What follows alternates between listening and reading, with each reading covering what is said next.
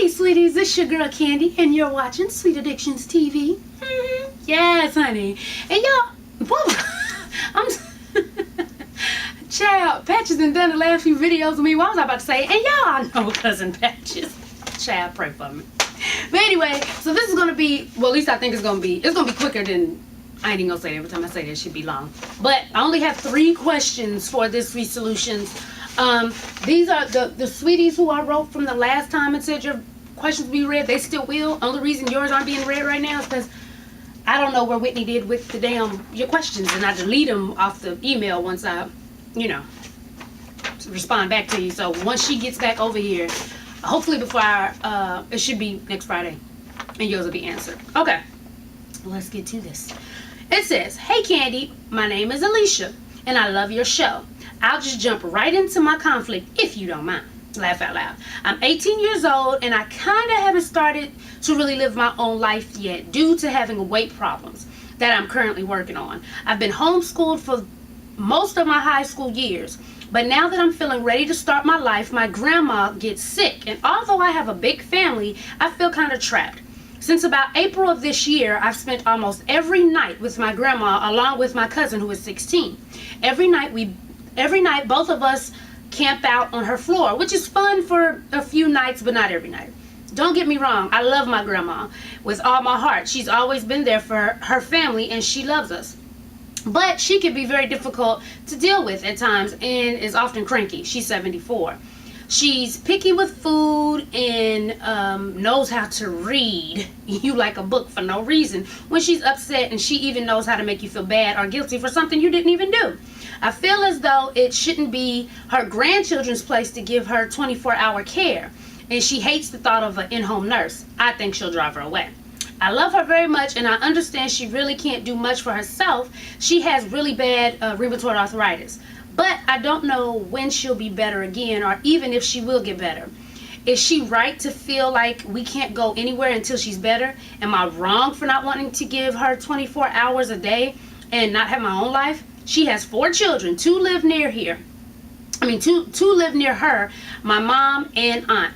But they have children of their own. Both have jobs. I just want to start living for the first time in my life. Thanks for reading this. Sorry so long. Okay. So your first question is she right to feel like we can't go anywhere until she's better? No, grandma's not right. I know grandma, sick, and of course, like you said, y'all have been the only 2 there, so that's probably why she's feeling like that. She might feel like she'll be alone if you guys leave, because like you said, she has 2 grown daughters, and even though you saying they got kids of their own, hell, y'all are their kids. So if they're not there taking care of their mother, she probably feels like if y'all leave, she'll be alone. That's probably where grandma's coming from. Not saying it's right, but that's probably where she's coming from with it. The next one is, am I wrong for not wanting to care for her 24 hours a day and not have my own life? No, of course you're not wrong. You're 18 years old, and like you said, you spent all your little high school years being homeschooled. So of course you want to get out and branch out and, go have fun and, hell, do kid things. You're 18 years old. So no, you're not wrong for feeling that. I can understand you feeling kind of guilty because you are there. Like you said, you're, basically her primary caregiver, so I can understand that guilt, but are you wrong for it? No, not at all. And let me tell you this. You need to sit with your mama and your auntie. I don't care about them having no jobs and kids. You a kid. Your little cousin is 16. She's a kid. So you just need to let her know, Mom or Aunt, I'm gonna need help with the duties for your mama. Of course, don't get smart. It's your mama. But I'm just saying, the gist of it is, I'm gonna need a little help. I'm 18. I want to go and do this and do that. But grandma's afraid of being by herself. Maybe we need to all sit down and think of a schedule of, this person gets this time, that time, and this time. But, it's time for me to be able to get out and do some things that I want to do. I've been there and I've been taking on a responsibility that, really isn't mine, and I need a little help. So see what they say about that, baby doll. And hopefully, they grown, so hopefully they'll realize that, even though they should realize it's messed up that they're leaving an 18-year-old and a 16-year-old to be the primary caregiver of a 74 old lady. Like, work it out. Anyway, next question. Hey Candy, love your show. I'm going to get right to it because it's not that short. Don't say I didn't warn you. Okay. So I've been with this guy for 8 years, and we have a 4-year-old son. The relationship is great. Not perfect, because no relationship is, but I can't complain. He cooks, he cleans, has a job, pays bills, and is a great, attentive father. I mean, what more could I really ask for, right? Well, how about a damn ring? Laugh out loud. I want to get married. We spoke about it, and he doesn't want to get married. He doesn't believe in marriage. So he says, personally, I feel like it's an excuse or a cop-out, but I could be wrong. We got together when I was 20, he was 21. Who was really thinking about marriage at 20? To be honest, he was supposed to be a summer fling I met online, but now we are 8 years going strong and have a difference of opinion on marriage, on the marriage subject. If we got together now and I knew I wanted to get married, obviously I would have asked during the dating process and not got too serious, but like I said, we got together fairly young and marriage wasn't even a thought. Am I wrong for wanting more? Am I seriously at the point? I'm seriously at the point where if he doesn't pop the question, I would probably leave and find what I want. But should I break up a happy home because I want to be more than a baby mama? Because let's face it, even though we are in a committed relationship for almost a decade, that's all I am. I made it clear I would like to be married one day, but I haven't told him any of the leaving part because I don't want him to feel like it's an ultimatum type thing. If he did decide to marry me just so I wouldn't leave, then it wouldn't be a happy marriage. He may end up feeling trapped. So I'm thinking one day I'm just going to sit him down and be like, this isn't working. We could be friends for the baby, but I'm out. Peace. Or is that too harsh? Because it doesn't seem like either one of us is going to change our minds on the subject. But like I said, I don't want to tell him I'm leaving for fear it seems like an ultimatum and like I'm forcing him to do something he doesn't want to do, and I don't want a pity reign in an unhappy marriage. What should I do? I love him, but I want more. Is that so wrong? Am I being totally unreasonable? No, you're not being totally unreasonable, but what I will say is, you know, maybe after 4, 5, 6, 7, you know, before it hit the 8 years, maybe y'all should have sat down and had a real conversation about that. Because you never know, you could have missed your husband already. But what I will say is this, it is going to be kind of hard because it may sound like ultimatum, but just sit down with him and basically tell him, look babe, I love you. You know, I mean, we're already basically playing house, so I don't understand why we can't, you know, make it official in the eyes of the Lord, honey. Because people kill me, and it mainly is guys. So when they be like, oh, I ain't getting married, why? It's just a piece of paper. No, bitch, it ain't a piece of paper. It's we getting married in the eyes of the Lord. It means I will be in the front pew when you die. Vice versa. It means that with insurances and stuff, your family, or you, whichever one of us kicks the bucket first, will be taken care of. It won't be all this old craziness that a baby mama will have to go through. And like I said, most importantly, it's you know, that's what the hell you supposed to do now. Get the hell up out of here. But anyway, so no, you're not wrong for wanting that, but just like I said, basically sit them down and be like, babe, you know, I love you. Like I said, you know, we're already pretty much doing that, so I don't understand why you don't want to take that next step, and just basically tell them, I'm not, this is not an ultimatum, I'm not coming at you crazy, I'm not telling you you need to choose this, choose that. What I'm telling you is, I want to get married, I love you, and I want to marry you, but if we're not on the same track, then maybe I'm not the one for you and you're not the one for me. And maybe we should just be friends and parents and see, you know, what's out there. And then see what he say. He might get a little pissed, but you can't stay in a relationship that you want more from and it's stagnant, but you don't want to say nothing just because you don't want him to feel like it's an ultimatum. Because let's be real. I mean, shit, it is. It's like, dude, what's up? We've been together for 8 years. We got a kid. We living together. We paying bills and cooking and fucking and sucking and all. We need to be married. What's up? It ain't like y'all been together for fucking 6 months or something. Work it out. Let me know what happened, Chad. Okay. Let me see where we at on this. Oh, okay. We doing good. I ain't even got to stop it. All right. Next. Sorry, this message is long as hell, Candy, so I'm going to get straight into it. I met this guy 6 years ago. I was 16. He was 27.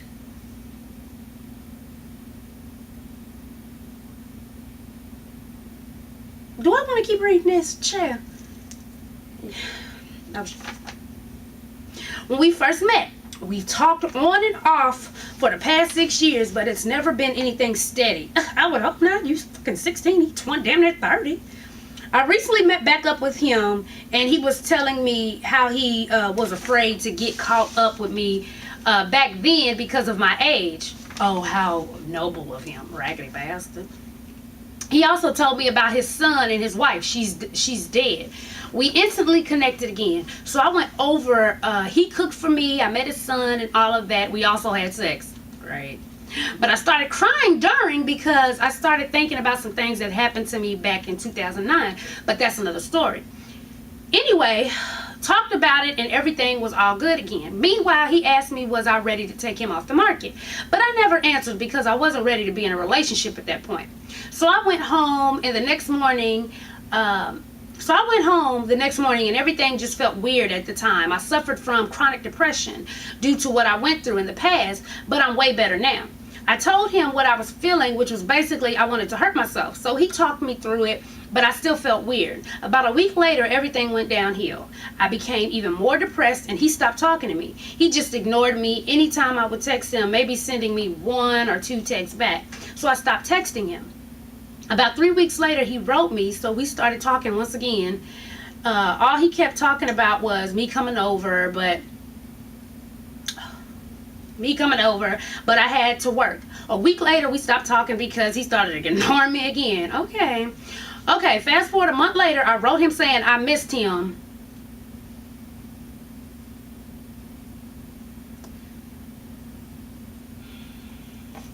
To my surprise, he wrote me back saying I don't want to be in a relationship right now and all that bullshit. But little did he know, neither did I.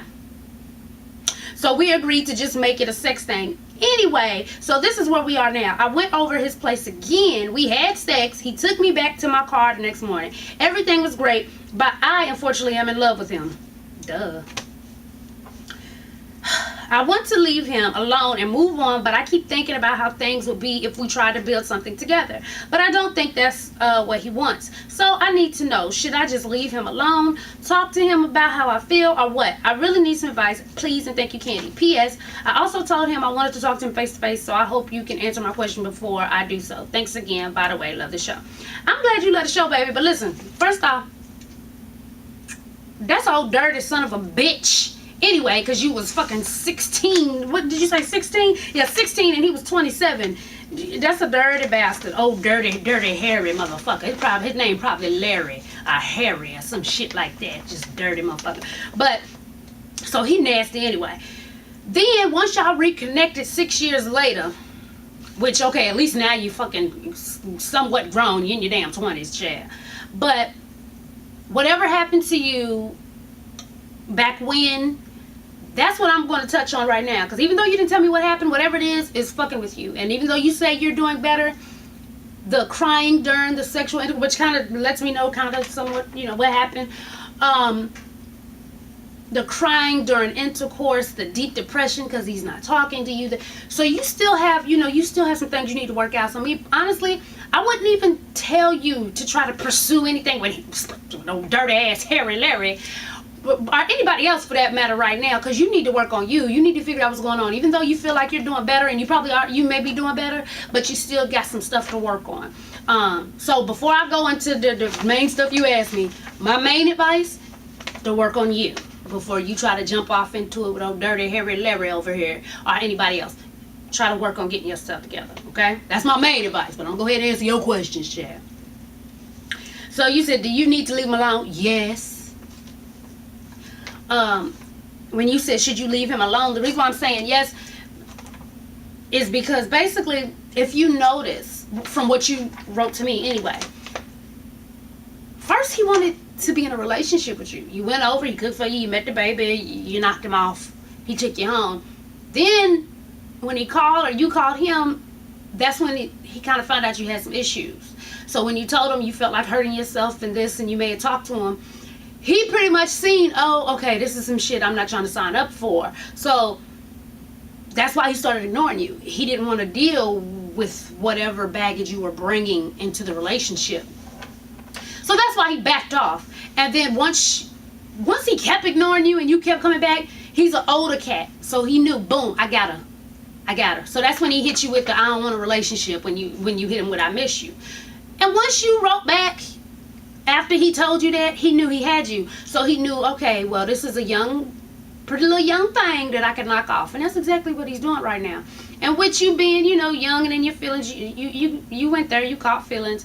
He's not going to wife you up. He's not going to, you're not going to be his girlfriend. You're going to be exactly what you are right now. And that's his little sex buddy, his homie lover friend. Let me take it back. That's what you're going to be. And I don't think it's good for you because, like I said, with you dealing with your depression and dealing with the things that's happened to you in the past that you still haven't worked out, continuing to mess with this man and you're in love with him and he's obviously not in love with you and he's pretty much using you for to get his rocks off, you're going to start feeling worse and worse and worse. And I don't think it's a good thing. It seems like it's a down spiral just waiting to happen.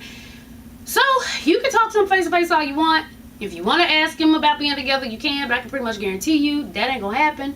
And honestly, I don't believe you should, just because I can tell the little games that he's playing with you.